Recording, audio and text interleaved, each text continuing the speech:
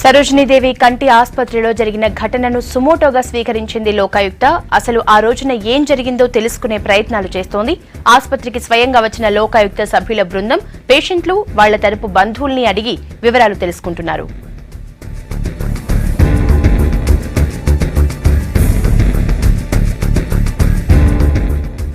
Details Narender అందిస్తారు. నరేందర్, లోకాయుక్త ఎలాంటి వివరాలు సేకరిస్తోంది? రోగులు ఏం చెప్తున్నారు?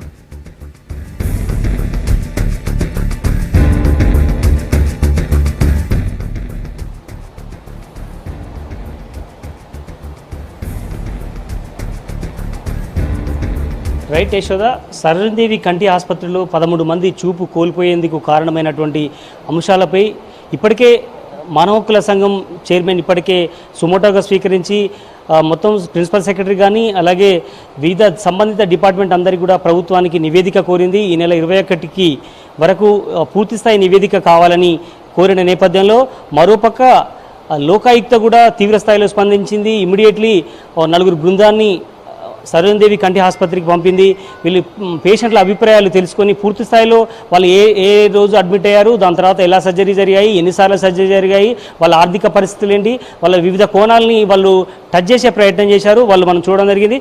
ఒకసారి లోకాయుక్త నుంచి అడిషనల్ ఎస్పీ స్థాయి ర్యాంక్లో ఉన్నటువంటి తాజుద్దీన్ గారు ఇక్కడ వచ్చి వాళ్ళ అభిప్రాయాలు సేకరించే పనిలో ఉన్నారు. సార్, మీరు చెప్పండి, మీరు సుమోటోగా తీసుకున్నారా లేదంటే మీరు ఇమీడియట్లీ వేరే రకంగా యాక్షన్? మా ఆనరబుల్ లోకాయుక్త జస్టిస్ సుభాష్ రెడ్డి గారు ఇది సుమోటోగా తీసుకొని ఎంక్వైరీకి మా ఐజీ గారికి ఇచ్చారు. మేము ఐజీ గారికి అసెస్ చేస్తున్నాం. రైట్. ఇప్పుడు మీరు కొంతమందిని అభిప్రాయాలు తెలుసుకోవడం జరిగింది. మీరు కేవలం లేడీస్ వార్డులో అభిప్రాయాలు తెలుసుకునే ప్రయాణంలో ఉన్నారు, మీద జెంట్స్లో కూడా వాళ్ళు తెలుసుకుంటారు. ఎట్లా చూస్తారు? ఫస్ట్ జెంట్స్ కూడా పోయినాం. ఇప్పుడు జెంట్స్లో 2 ఉన్నారు, లేడీస్ వాంగ్లో 3 ఉన్నారు. ఇప్పుడు ఎగ్జామ్ చేస్తున్నాం. వాళ్ళ చూపు మాత్రం రాలేదని చెప్తున్నారు వాళ్ళు. ఇంకా మేము ఫర్దర్గా ఎగ్జామ్ చేసి మొత్తం ఇన్వెస్టిగేషన్ చేసి రిపోర్ట్ సబ్మిట్ చేస్తాం మా ఆనరబుల్ లోకాయుక్త గారికి. రైట్. ఇప్పుడు వీళ్ళు చెప్పిన దాంట్లో పేషెంట్లు వాళ్ళ కండిషన్స్ కానీ ఎట్లా సర్జరీ చేశారు, ఏ పరిస్థితులు చేశారు, మీకు ఏ రకంగా లిఖితపూర్వకంగా వాళ్ళు చెప్పడం జరిగింది? అదే వాళ్ళు చెప్పిండ్రు, మాకు తీసుకోపోయిండ్రు కానీ వాళ్ళకు మా ఏదైతే పర్పస్ వచ్చినో ఆ పర్పస్ సర్వ్ కాలేదు, మాకు చూపు అవ్వబడరు అని చెప్తున్నారు. దానికి కారణాలు ఏంటంటే మీ ఇన్వెస్టిగేషన్లో తెలిపోతుంది. ఎందుకు చూపుపోయింది, ఏం సంగతి అన్నది ఇంకా ఫర్దర్ ఇన్వెస్టిగేషన్లో అది మేము మొత్తం క్లారిటీగా క్లారిఫై చేసుకుంటూ రికార్డ్ కూడా వెరిఫై చేసి రిపోర్ట్ సబ్మిట్ చేస్తాం. ఎప్పటి వరకు ఈ రిపోర్ట్ని, అంటే మీరు 2-3 డేస్ లోపల 2-3 రోజులే we have to submit report. Right. ఇది లోకాయుక్తకు సంబంధించినటువంటి అభిప్రాయం. ఉంటే ఇప్పటికే మనం చూడొచ్చు ఇక్కడ పేషెంట్ని నూకలమ్మ తల్లికి సంబంధించినటువంటి ఈమె వైజాగ్ సంబంధించినటువంటి వ్యక్తి. ఈమెకు ఇప్పటికే 2 సార్లు కూడా సర్జరీ చేయడం జరిగింది.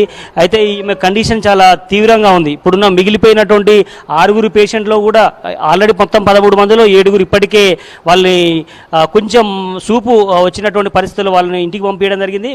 ఉన్నటువంటి మొత్తం 6లో ప్రజెంట్ ఇక్కడ 4 ఉన్నారు, మిగతా బయట 2 ఉన్నటువంటి పరిస్థితి జెంట్స్.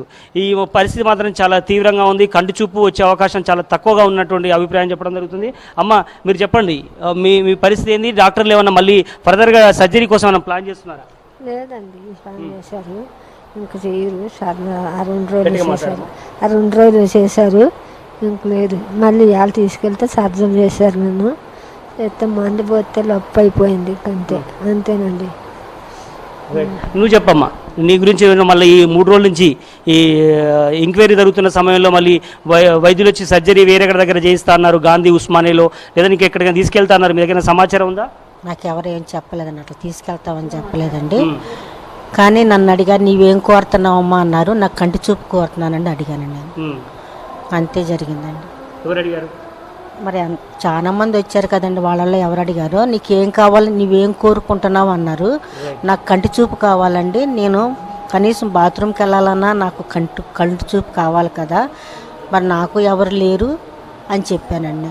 కూలి చేసుకొని బ్రతికేదాన్ని నేను కూడా అని చెప్పానండి. అని చెప్తే ఇంక వాళ్ళు వెళ్ళిపోయారు. రైట్. ఇక్కడ ఈ పేషెంట్కి సంబంధించినటువంటి అటెండరు ఉన్నారు, వారు అడిగించే ప్రయత్నం చేద్దాం.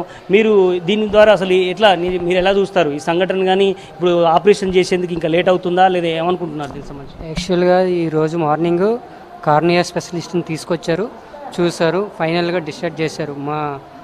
ఇక్కడ ఉన్న వాళ్ళందరికీ కార్నియా కొద్దిగా డ్యామేజ్ ఉంది, ప్లస్ జెంట్స్లోని కూడా ఒకరికి కార్నియా పూర్తిగా డ్యామేజ్ అయిందని చెప్పారు. మా మదర్కి కూడా పూర్తిగా కార్నియా డ్యామేజ్ అయింది. ఆల్రెడీ ట్రాన్స్లేషన్ చేశారు. ట్రాన్స్లేషన్ చేసే ముందు మాకు ఒక లెటర్ ఇచ్చారు. ఇది చూపు రావడానికి మాత్రం కాదు, జస్ట్ కన్ను బాగా కార్నియా బాగా డ్యామేజ్ అవ్వడం వల్ల దాన్ని ఇమ్మీడియట్గా రేపు ఇన్ఫెక్షన్ తగ్గడం కోసం కార్నియాని ట్రాన్స్పరెంట్ చేస్తున్నాము. 3-4-5 మంత్స్ తర్వాత అది బెటరా కాదన్నది తెలుస్తుంది అని చెప్పేసి డాక్టర్స్ చెప్పడం జరిగింది మార్నింగ్. రైట్, ఇది పరిస్థితి. మొత్తం సర్వేంద్రియానం నయనం ప్రధానం అన్నటువంటి సామెత ఎలా ఉన్నా ఆ అవయాలను మాత్రం కాపాడుకునేందుకు సర్జరీ కోసం వస్తే ఉన్న చూపు పోయే పరిస్థితి వచ్చిన నేపథ్యంలో వాళ్ళు గత్యంతరం లేని పరిస్థితిలో ఆసుపత్రిని నమ్ముకొని ఇక్కడే కంటిన్యూగా ఉండాల్సిన పరిస్థితి ఆసుపత్రిలో నెలకొంది. ఏదేమైనప్పుడు మాత్రం ఫర్దర్గా ఇటు వైద్యులు కానీ ప్రభుత్వం కానీ